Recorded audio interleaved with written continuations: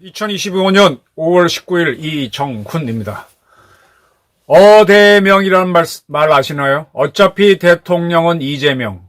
민주당에서 경선이 있기 전 어대명이 유행했습니다. 그 어대명이 민주당을 벗어나서 본격적으로 대통령 선거가 유세가 진행되고 있는 대한민국에 퍼져가는 것 같습니다. 이재명 대통령, 쉐쉐 대통령, 여러분은 맞을 준비하고 있습니까? 저는 아직도 글쎄라는 대답을 하고 싶습니다. 왜느냐? 이재명이 하는 거에는 진심이 없고 쇼가 있고 비전이 없기 때문입니다. 오늘 서울 용산역 광장에서 이재명 후보가 서울 유세를 했습니다. 여기에 처음으로 방탄 유리막이 등장했습니다. 대한민국 선거 역사상 후보의 안전을 보호하기 위해서 방탄 유리막을 설치한 건 처음입니다. 그 전에 노태우 후보가 유세를 할 때, 그게 1987년이죠. 막 돌이 날라오고 해서 이렇게 유리로 된 방패를 들고 노태우 후보를 보호한 적은 있지만 방탄 유리막은 아니었습니다. 방탄 유리막 앞에 딱 놓고 연설하는 이재명 후보의 모습, 대한민국 대통령 같았습니다. 그는 지금 정신적인 대통령이 돼 있다라는 느낌을 줍니다. 앞으로 이런 방탄 유리막을 이재명 대표가 연설하는 곳에 전부 다 세우겠다. 이동식 유리막입니다. 그리고 이제 테러 대응 타스크포스를 가동하고 있는데, 지금 민주당의 자체 경호팀은 유권자들이 이재명 후보한테 접근하면은 슬쩍슬쩍 밀어내는 식으로 대통령 경호하듯이 하고 있고, 그리고 이재명 후보는 무게 3kg의 방탄조끼를 입고 있습니다. 방탄조끼는 제가 말씀드렸죠. 방탄조끼를 입고 총알을 맞으면 어떻게 되느냐. 총알은 뚫고 들어가지 못할 수 있지만 총알이 날라와서 때린 충격 때문에 안에 뼈하고 내장은 다 빠그러진다. 그러니까 살긴 살아도 거의 망가진다라는 겁니다. 근데 지난번 트럼프 대통령이 요 귓볼에 총을 맞았죠. 저격수들은 대개 얼굴을 겨냥하고 쏘는 경향이 많습니다. 얼굴은 막을 수가 없습니다. 거기에 대비해서 하나 할 수 있는 게 헬멧을 쓰는 건데, 헬멧을 써도 앞에 눈곱이 있는 면은 드러나죠. 그리고 팔다리하고는 전혀 방어가 안 됩니다. 어쨌든 그렇게 하면서 지금 사실상 이재명 대통령이 되는 데는 테러만이 적이다 라는 태도를 보이고 있습니다. 참으로 하늘을 찌르는 오만이 아닐 수 없습니다. 저는 일국의 대통령이 되겠다고 하는 사람은 대통령이 되고 난 다음에는 그때는 대한민국 군 통수권자고 국가 원수이기 때문에 군 통수권자가 죽으면은 대한민국을 지키기 어려우니까 그에 대한 경호가 붙어야 됩니다. 그러나 대한민국 대통령이 되겠다. 대통령이 되겠다는 건 대한민국을 개조하겠다라든지 이런 혁명적인 발상을 가진 사람들이잖아요. 그런 사람이 이렇게 대통령에 버금가는 경호를 하게 되면은 그는 혁명가가 아닙니다. 그는 정치인이 아닙니다. 정치인은 자기 온 목숨, 자기 온몸을 던져서 국민하고 부딪혀 설득하는 겁니다. 자, 그 전에 왜 송영길 씨가 어느 유수장에 갔다가 망치로 머리 막은 적이 있었죠? 또 박근혜 씨도 여기 목에 이게 얼굴에 카타칼 맞은 적이 있었죠? 방탄조끼 입어봐야 찌를 놈들은 다 찌릅니다. 참으로 조심하게 될 게 교만입니다. 교만. 참 슬픈 일이 일어났습니다. 민주당은 만세 부를 일이죠. 홍준표를 지지했던 홍사모, 홍사랑, 국민통합, 찐홍 등이 이재명 공개 지지를 선언한 바가 있는데, 친박, 박근혜 지지자인 박근혜 서포터즈, 자유대한민국 지키기 운동본부, 정치개혁연대, 국민의힘 책임단원 협의회 경기 북부본부 등 7개 단체가 이재명 지지를 선언했습니다. 보수라고 하던 단체들이 속속 이재명 지지로 넘어가고 있습니다. 울산의 국회의원, 국힘당이었던 김상욱 의원은 탈당해서 민주당에 입당한다 그랬는데, 그가 윤석열 대통령 탄핵에 찬성하고 이 국힘당을 버리고 민주당으로 입당하는 과정에는 이혼하는 과정이 있었다는 게 최근에 밝혀졌죠. 이재명은 가히 대통령이 된 느낌을 주고 있습니다. 좌파 우파 가르지 말고 양파로 가자. 양파. 그전에 뭐 양파 한 단위 얼마다 해갖고 윤석열 후보가 대통령이 곤욕을 치른 적이 있는데, 양파, 좌파 우파를 왜 가르냐? 양파로 가자. 양파는 좌파 우파 아니야? 양파만 먹고 사람이 살 수가 있어? 서울 용산 유세인가요? 이재명 후보는 진영이나 이념, 진영이나 이념, 지역에 따라 대립하는 정치 문화를 바꿔야 한다 그랬습니다. 지역에 따라 대립하는 게 가장 심한 게 호남인데, 호남을 변경시키는 그런 노력을 이재명이 하나라도 했으면 좌파 우파 가르지 말자는 말이 설득력이 있을 겁니다. 근데 그는 그 짓은 하나도 하지 않았습니다. 국민이 파란색, 빨간색 편갈라 싸울 필요는 없다. 그러면 이재명은 빨리 감옥 가야지. 이 대통령 선거 나선다고 모든 재판 겁줘갖고 세우고 그러지 말아야지. 왜 자기 살려고 파란 색깔 옷 입고 나와서 이렇게 설치고 다녀. 그가 지금 국민을 분열시키고 있잖아요. 저 같은 사람, 저도 뭐 먼건으로 뭐 조사받으러 가면 조사받도록 하죠. 뭐 방법이 있습니까? 근데 이재명 지는 뭔데 선거를 해야 된다고 재판 연기하라 그러고, 대법원장을 탄핵한다 그러고 특검한다 그래. 왜 세상을 갈라치게 해놓고 빨간색, 파란색 나누지 말라 그래. 이제 나중에 대통령 되면 또 이북하고 한통속이 돼서 이북하고 같이 놀려고 빨간색, 파란색 가르지 말자 그러면서 세상을 온통 빨간색으로 만들려고 하겠지. 내가 왼쪽이라고 해서 오른쪽 제거하는 게 가능한가? 한쪽 날개로 날 수가 있나? 아니, 새야 왼쪽 오른쪽 날개로 같이 써서 날지. 근데 왼쪽 오른쪽 날개가 서로 싸우나? 새 날개를 잘 보고 벌 날개를 잘 보라고. 이재명 씨. 그 두 날개가 싸우냐고. 아니, 대한민국 사법부를 겁박하고 당신 주변에서 사람이 몇 명이 죽었어. 당신의 날개는 좌익인지 모르지만 우익하고 싸우잖아. 이게 새가 똑바로 날아가게 하는데 도움이 되냔 말이야. 말장난입니다, 말장난. 그리고 민주당은 내용을 보면 명확한 중도인데 국민의힘은 보수라는 데 동의할 수 없다. 보수를 참칭하는 극우다라고 하고 있습니다. 이게 선거 전략이에요. 우리나라 선거를 보게 되면 극우나 극좌로 몰리는 세력은 표를 많이 못 받습니다. 이게 언제부터 그랬더라? 민주당에서는 이 보수의 큰 정당을 극우로 몰고 자기네들은 중도 행세를 해서 표를 받습니다. 그렇게 할 수 있는 거는 자기 왼쪽에 민주노동당 같은 더 좌파가 있기 때문에 자기는 극좌가 아니라는 주장을 할 수 있었거든요. 사실은 우리나라 국민들이 극우와 극좌를 싫어합니다. 그래서 국힘당한테 극우의 프레임을 씌우고 자기는 중도라는 주장을 합니다. 지금 민주당이 중도인가요?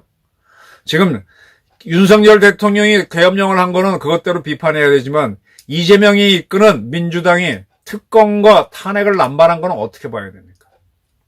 그거는 보수도 진보도 관계없이 이재명 방탄을 하기 위한 제가 보기에는 한마디로 지랄이었습니다. 그런데 윤여준 씨가 가고 윤여준 씨가 작전을 잘 짜겠죠.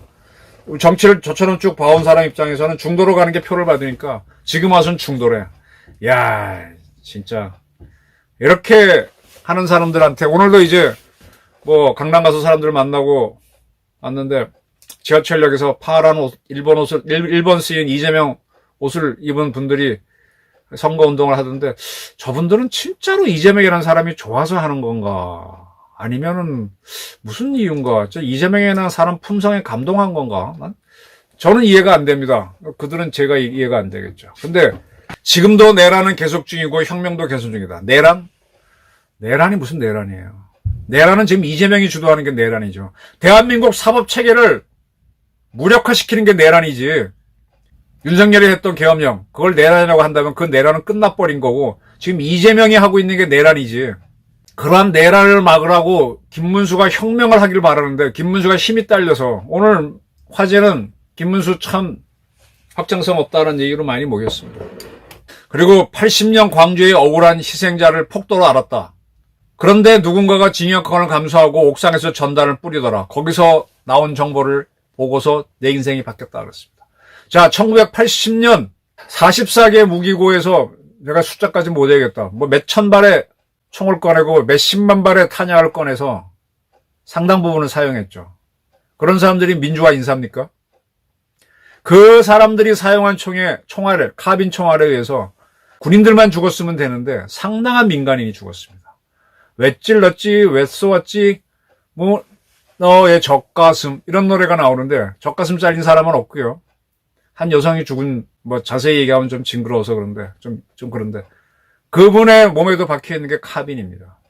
왜 집 앞에서 남편 오나 이렇게 기다리는 여성한테 카빈총을 쏴야 됩니까? 그게 민주화 운동이에요? 저도 대학 때는 정말 민주화 운동인 줄 알았어요. 근데 하나씩 사실을 파고 들어가니까 이거 뭐야? 그리고 그때 전남대학교, 조선대학교 학생 광주 사태 때 한 명이라도 죽었어? 어떤 친구들이 죽었는지 압니까? 대학생이 아닌 친구들 딱 하나, 전문대학 학생 죽은 거 하는 거 외에는 대학생 없습니다. 그 젊은 사람들이 많이 죽었는데 어떤 사람일까요? 제가 좀 그 말은 참아 못하겠습니다. 민주화 운동을 위해서 그 광주 유혈전이 벌어지기 전에 뛰었던 사람은 있겠지. 근데 유혈전이 벌어졌을 때는 누가 움직였냐고. 나는 이북이라고는 보지는 않아요. 1980년이라는 상황을 보셔야 됩니다. 아직 대한민국이 가난할 때예요. 지하철 2호선이 아직 없을 때입니다. 서울에. 제가 81년도에 재수를 하고 대학 들어갔는데 그때 지하철 2호선을 파고 있었어요. 을지로. 연고전이 벌어지면은 서울 동대문장에서 한 다음에 고대생들은 종로로 가고 연대생들은 을지로를 가야 되는데 을지로에 지하철 2호선 파고 있어서 우린 청계천으로 특급 짜고 나갔습니다. 서울에 지하철 2호선도 없을 때입니다. 국민소득은 한 몇 불 됐나? 1000불 막 넘길. 지금 뭐라 그럴까? 뭐 라오스 수준의 나라입니다. 그때 상당히 젊은이들이 있었어요. 그런 사람이 목숨을 잃었는데 어떤 사람들인지. 그리고 자기는 사법시험에 붙었죠. 판검사가 돼 떵떵거리고 눈사령 접대 받으며 살려고 했다. 아니, 이재명 씨가 판검사 못된 거는 성적 때문일 겁니다. 사법연수원 성적이 좋으면 판검사 돼요.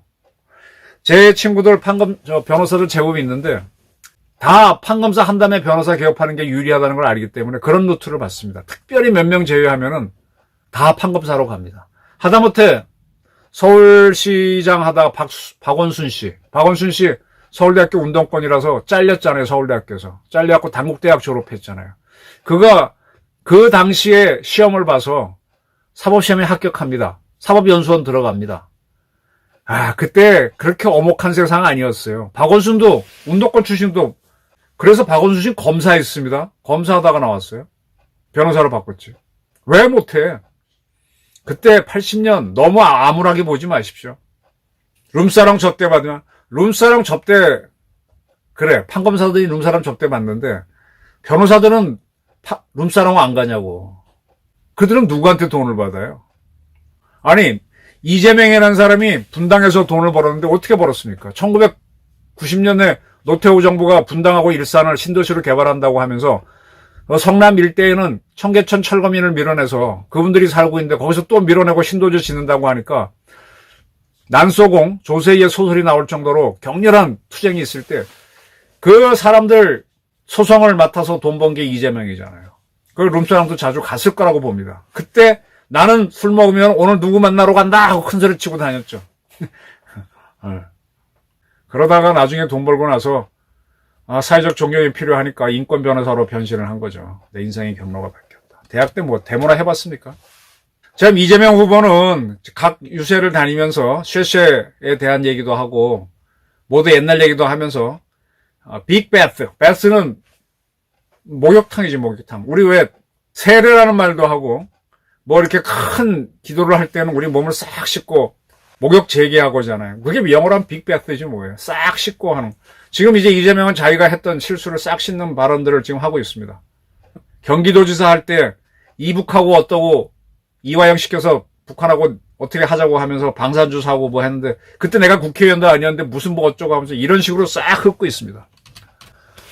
자, 그리고 직위원 사건을 민주당이 터뜨렸는데 제가 직위원 사건이 민주당 자신 있어라고 요 앞선 방송에서 질문했는데 술집에 가서 사진 찍는 사람이 그렇게 많지 않아요. 그리고 남자 셋이 이렇게 오붓하게 술도 안 차려놓고 찍는 경우도 드물죠. 거기서 춤추고 노래하고 흐느적거리는 사진들은 있을지 몰라도 저는 직위원 사건 가지고 지금 이재명 씨가 민주당이 이용하고 있는데 저거 제대로 밝혀지면은 거짓말쟁이 이재명 나올 수도 있습니다. 자, 지금 이재명은 대통령이 된 것처럼 방탄 유리막을 설치하고 방탄복을 입고 그리고 뭐 좌파 우파 양파로 가자 희한한 말도 하고 있습니다만 이러한 오만이 그를 찌를지도 모릅니다. 김문수라는 후보가 참 어눌하고 답답하죠. 대차게 노는 스타일도 아니고 어디 가서 춤추고 노래하는 사람도 아니고 우리 국민들도 눈이 있고 코가 있고 지혜가 있으니까 쭉 볼 겁니다. 사법부를 저렇게 절단내고 있는 사람이 대통령이 되면은 독재하는 걸 받아들일까? 이 고민을 할 겁니다. 앞으로 한 2주 남은 대통령 유세 기간간에 생각지도 못한 변화가 일어날 수도 있습니다. 이건 저도 지금 막연한 촉입니다. 방탄 유리막을 설치한 데서 이재명은 혁명가가 아닌 행정가의 길을 가려고 하는구나. 한덕수란 사람이 대통령 선거에 못 나오는 거는 그는 행정가이기 때문이고 김문수는 그래도 혁명을 하려고 했기 때문에 나올 수 있는 겁니다. 자기 목숨이 중요하면은 거버나이징, 행정을 해야 되고 자기 목숨을 던질 때 폴리틱스를 하는 겁니다. 혁명을 하는 겁니다. 군중을 두려워하고 민중을 두려워하고 국민을 두려워해? 국민을 두려워해야죠. 두려워하지만 그들과의 소통을 차단해? 그거는 정치인으로 나가는 데 있어서 최악의 선택입니다. 설사 총을 맞더라도 그 총이 날아오는 것조차도 그 국민하고 나하고의 소통입니다. 트럼프는 피하지 않았잖아요. 박정희도 술자리에서 총 맞을 때 총을 피하지 않고 고함 지르지 않고 옆으로 비리리 쓰러졌잖아요. 이승만도 4.19 때 나가라니까 그래 나갈게 하고 그게 소통입니다. 저렇게 방탄막을 두는 거는 박근혜가 관저에서 혼자 밥 먹고 그것처럼 차단하는 겁니다. 저는 이재명은 좌파 우파 어쩌고 하는 식으로 작전은 로키로 잘하고 있지만 아주 중대한 실수를 범하고 있다. 그래서 그의 교만이 그를 찌를 것이다. 이렇게 예측하는 바입니다. 감사합니다.